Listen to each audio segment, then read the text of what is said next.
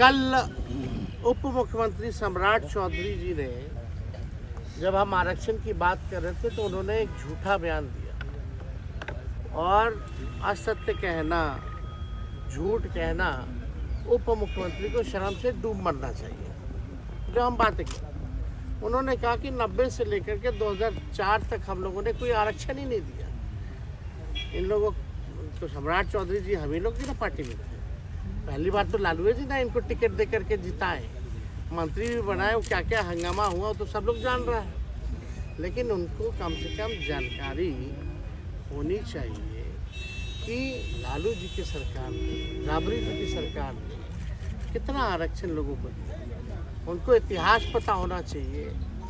सबसे पहले जो आरक्षण जो है पिछड़े अति पिछड़ों का, आप देखिएगा, फैक्ट चेक कीजिएगा, तो 1978 में जन नायक कर्पूरी ठाकुर जी ने दिया था।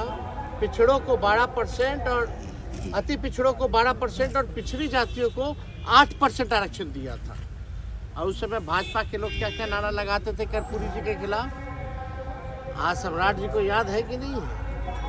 जरा पूछिएगा, फैक्ट चेक करके बोलना चाहिए। जब लालू जी जो है इसके मतलब 1978 के बाद 12 साल बाद लालू जी 1990 में जब मुख्यमंत्री बने, उन्होंने 12% जो अति पिछड़ों का आरक्षण था उसको 14% कर दिया।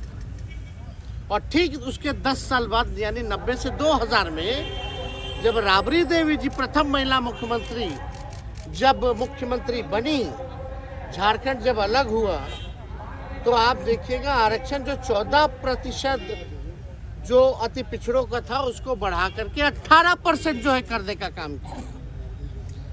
और 2005 में आप देखिएगा कि सरकार हटने के बाद 2005 में नीतीश कुमार मुख्यमंत्री बने, उसके बाद से SC ST OBC आरक्षण की सीमा कभी नहीं बढ़ाई गई। और ठीक कब बढ़ा? जब हमारी 17 महीने की सरकार थी। तो ये जानकारी होनी चाहिए। हम लोगों ने 65% किया पिछड़ों का, अति पिछड़ों का। यानी जब कर्पूरी जी ने शुरुआत की, लालू जी ने, राबड़ी देवी जी ने बढ़ाया, और जब हमारी महागठबंधन की 17 महीने की जब सरकार थी तो हम लोगों ने 65% करने का काम किया। लोग कहते हैं पंचायती राज वाला, तो पंचायती राज वाला तो प्रस्ताव हम ही लोगों की सरकार ने, राबड़ी देवी जी की सरकार ने बनाया था। कोर्ट में फंसा हुआ था, बाद में कोर्ट से निरस्त हुआ तो मुख्यमंत्री जी ने लागू किया, जो पंचायतों में जो अति पिछड़ों का आरक्षण था। और सच्चाई जान जानी चाहिए। आज जिसके दम पर राजनीति में हैं सम्राट चौधरी, मंडल कमीशन लागू कराने में लालू जी का योगदान नहीं भूलना चाहिए। लालू जी के चक्कर में BP सिंह जी को गाली खाना पड़ा। यह जानना चाहिए इतिहास।